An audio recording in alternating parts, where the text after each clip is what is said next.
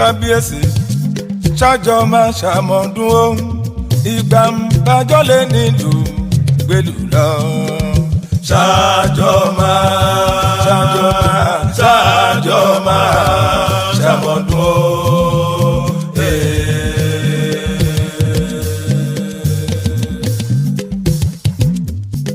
àwa mi là bólóde ṣòde. àwa mi là bólóde ṣòde. òde wúre Àwùjalẹ̀ níjẹ̀bú tó wọ́n bá wá. Àwùjalẹ̀ níjẹ̀bú tó wọ́n bá wá. Ìjẹ̀bú ẹ bá Ìjẹ̀bú ẹ bá Ìjẹ̀bú ẹ bá ìgbọ̀rọ̀ yíyẹ wò. bóyá wọn bẹ́ẹ̀ bí ọba tán o. Síkírù Àwùjalẹ̀ èyí ṣọba ìmọ̀.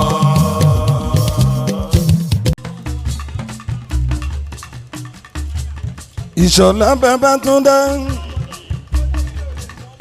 Musiliu ọmọ egungun jàbí ṣe bá wà lélẹ̀ bí Apala gidi. Wọ́n dẹ̀ ti mọ̀ wá kárí ayé pé Fásámì yàtọ̀ gidi gan ni. Síátà náà tó síátà ní àbúrú jù tá a ná lọ.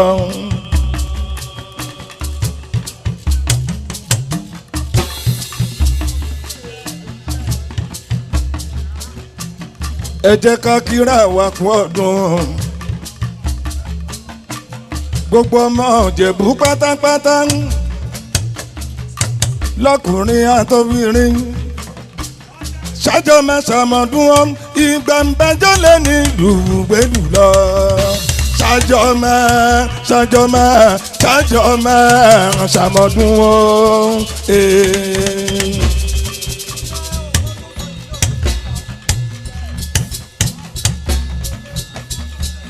Ojude Ọba festival year 2024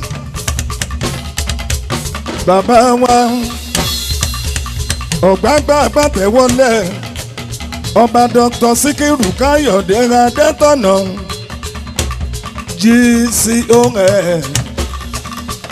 bóyá gbogbo ọmọ Ìjẹ̀bú ẹ̀yin tẹ̀ ń wálé wá ṣọdún ikú ò mà ní wá bá àwọn tẹ̀ ń wálé wá ṣọdún.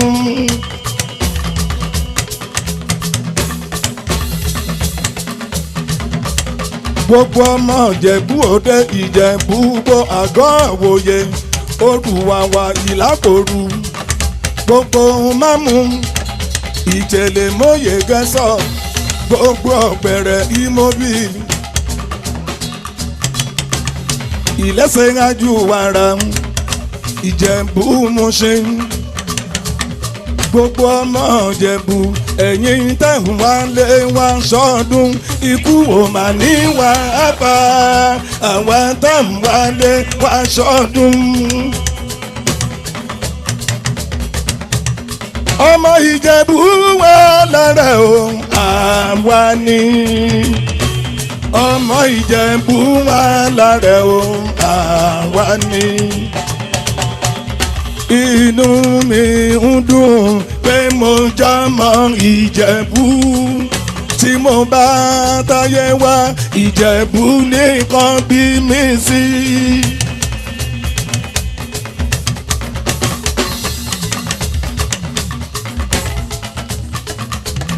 gbogbo ọmọ Ìjẹ̀bú ó yá gbọ̀ngbọ̀rọ̀ lọ́wọ́ yọ kọ́lọ́wọ́ yọwọ́ o mo yọ tèmi gbọ̀ngbọ̀rọ̀ lọ́wọ́ yọ bó nílé ń ṣílẹ̀ o máa ṣí tèmi gbọ̀ngbọ̀rọ̀ lọ́wọ́ yọ bó ní mọ́tò bára mọ́tò máa ra tèmi gbọ̀ngbọ̀rọ̀ lọ́wọ́ yọ.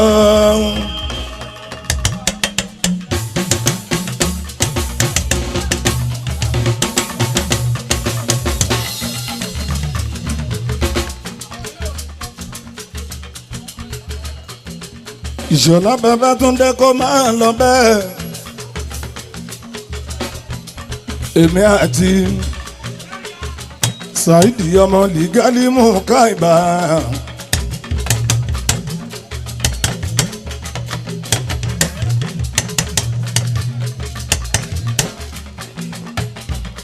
ojú rí máa wọlé máa rọra.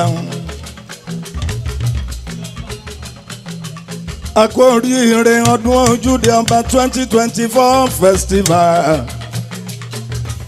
ọdẹ bẹ́ńbẹ́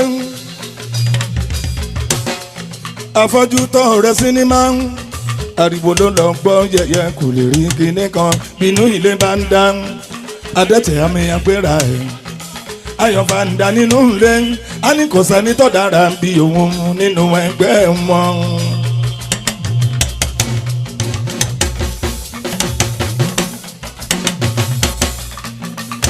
ẹ̀yin ẹlẹ́gbẹ́ mọ̀ ní kó máa lọ bẹ́ẹ̀ ẹ ò gbọ́dọ̀ o fàjẹ́mí àwẹ̀ màálù.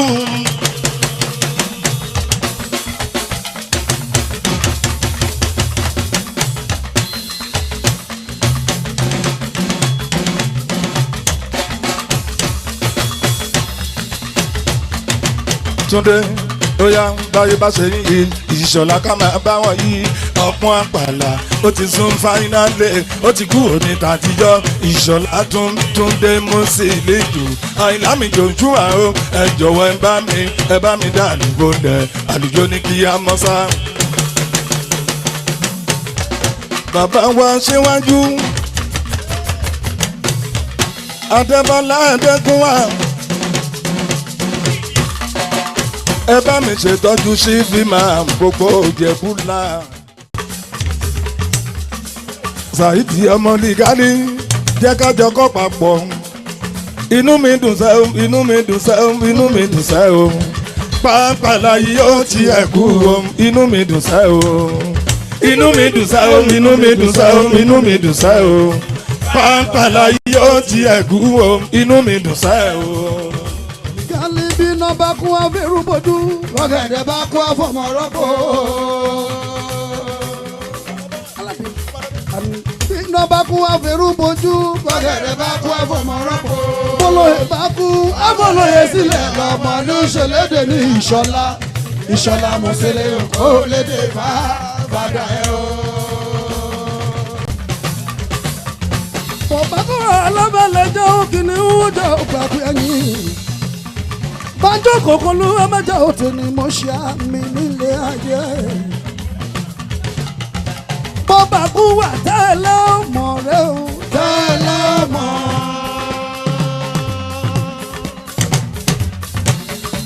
Ẹgbẹ́ bọ́bà kú wà tẹ́lẹ̀ ọmọ rẹ o. Tẹ́lẹ̀ ọmọ. Ọ̀túnba Gbénga Daniel máa wọlé máa rọra kókó nínú ẹgbẹ́ bọ́ba kẹ́yẹ olórí ògiri máa dàgbò ògún bá ń bí Ojide máa wọlé máa rọra Ọ̀túnba Gbénga Daniel ó yá ẹ bá mi kọrin ẹ fún Gbénga Daniel ẹ bá mi kọrin ẹ fún Gbénga Daniel.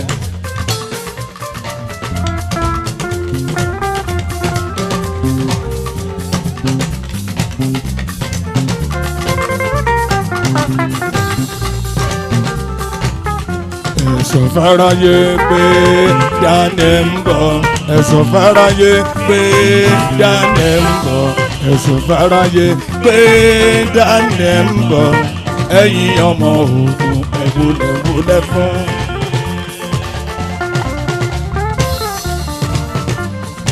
tó bá wá ṣe bẹ́ẹ̀ ẹgbẹ́ bọ́ba nẹ́yẹ obìnrin bọ́ba nẹ́yẹ ṣé kí n fún yín lórí kékeré kan ó yá orin Músílíù náà ni ó yá náà ń sẹ́rí kí n wá ká Músílíù náà mú dìdóde. Dangaruna Ìṣọ̀lá mẹ́wàá ká Yorùbá wa ọba nẹ́yẹ everybody ń jọjọ́ Músílíù wọ́n jó ó yá kábò dọ́bọ̀ dáadáa alámúṣàǹfààní o káwa má sórí burúkú rárá kò máa dáwọ́ dáadáa ọlọ́mọdé àdíjọ̀gbọ̀njọ̀gbọ̀n ẹ fi sí lẹ́yìn iwájú kí bọ̀rọ̀ bí ògbòrògbò fi sí ó máa ṣẹ̀rọ mi fọ́kìn ṣé ó dárò iwájú ẹ fi sí lẹ́yìn ìyálóde Oyíndàmọ́lá wérò lẹ́yìn ẹ o omi jọlá ìwà ẹ.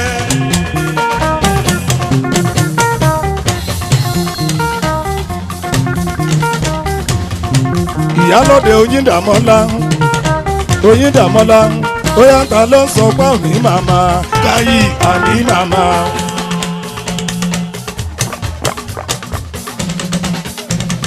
ta ló ń sọ pé òní màmá káyì àní ìwọ fọ̀tá ṣe fàárí náà.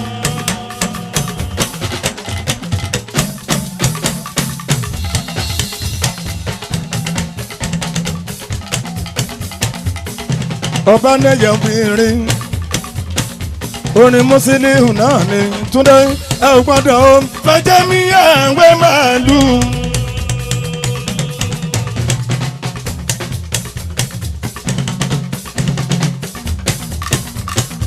ọba nẹyẹ ìyálóde dá owó Saidi ló ṣìnà ó kù tèmi kí ni tó gbógun mi ń kọ́ ọba obìnrin àbò onígun mi mọ́ wá ṣàánú kó fún mi. bóyá ọba nẹyẹ wájú fún wa o àbẹ́ ọmọjọ́jọ́.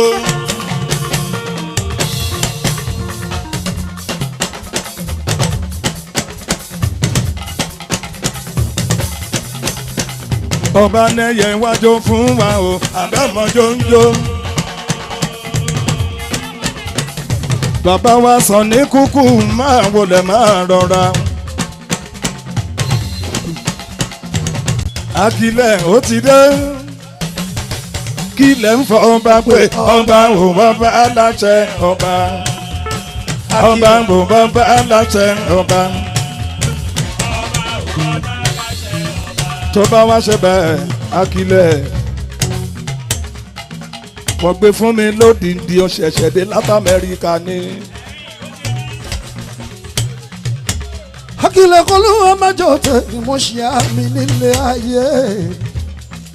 Akilẹ̀ máa ń gbọ́n jẹ́ kán tún dà mọ̀ wípé Musiliu náírà ti sú mi èèyàn sú mi náírà ti sú mi o ẹ jọ̀wọ́ ẹ bá mi wọ́wọ́ dọ́là náírà ti sú mi o ó wá yá ẹni tí ó lè náwó kó sùn sẹ́yìn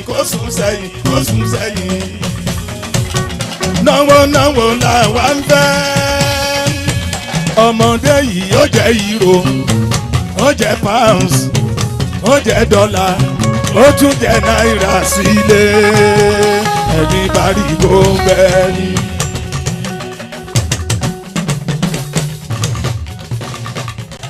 Ọládìpúpọ̀ ọmọdé bùtú o Ládìpúpọ̀ ọmọdé bùtú ó ṣe gudugudu méje ó ṣe yàyàyàyà mẹ́fà ṣé àdó mọ́ Nàìjíríà òun gangan solution.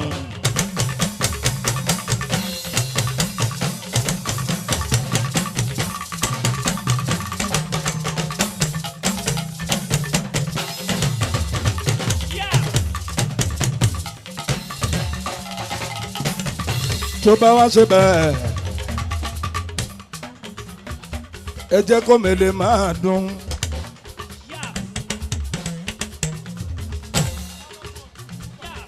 Balógun Ọ̀túbù ọmọ Lábúrẹ́dé ẹgbẹ́ bọ́bagúnwà Akilẹ̀ ọkùnrin Ìjẹ̀bú ọ̀tún kí wọ́n ọ̀nàrẹ́bù Líkùmọ̀ Adélẹ́yẹ bámi ṣètọ́jú Adédìméjì ọmọ Ọ̀túbù ń bọ̀ marine pilot Ìmọ̀lẹ̀ Àrẹ̀mọ Abíọ́dún ọ̀rẹ́ yìí ṣètọ́jú àgbà Akin Ọlárẹ̀wájú má bá wọn kú Saidi ìwọ sá ti fọkàn balẹ̀ aṣíwájú ẹ jẹ́ kó mele máa dún bí mo ṣe fẹ́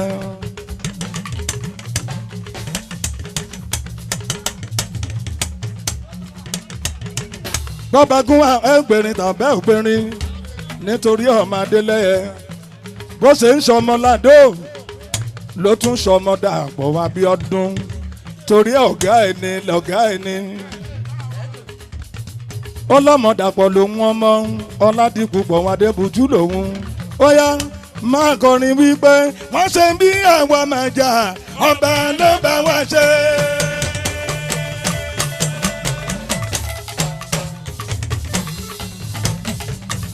wọ́n ṣe bí àwa máa jà o ọba ló bá wá ṣe o ọ̀tẹ̀ ò sí mọ́ kò sí ìjà mọ́ o ìjà ò sí mọ́ kò sọ́tẹ̀ mọ́ o wọ́n ṣe bí àwa máa jà ọba ló bá wá ṣe.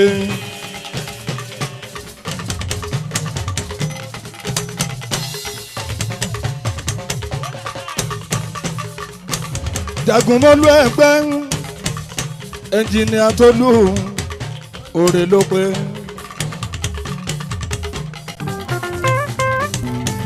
Àgbọ̀ntọ́ tàbí mẹ́yìn agbára ló lọ mú wá.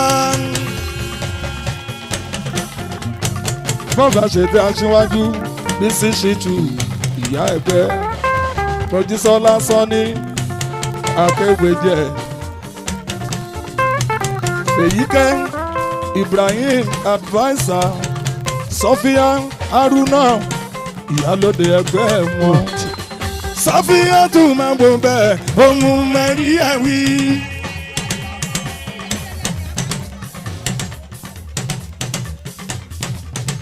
Ọmọọba Dàpọ̀ Abíọ́dún Dàpọ̀ máa wọlé máa rọra. Abíọ́dún máa wọlé máa rọra. Dàpọ̀ máa wọlé Owódé máa wọlé máa rọra. Ọmọọba Dàpọ̀ Abíọ́dún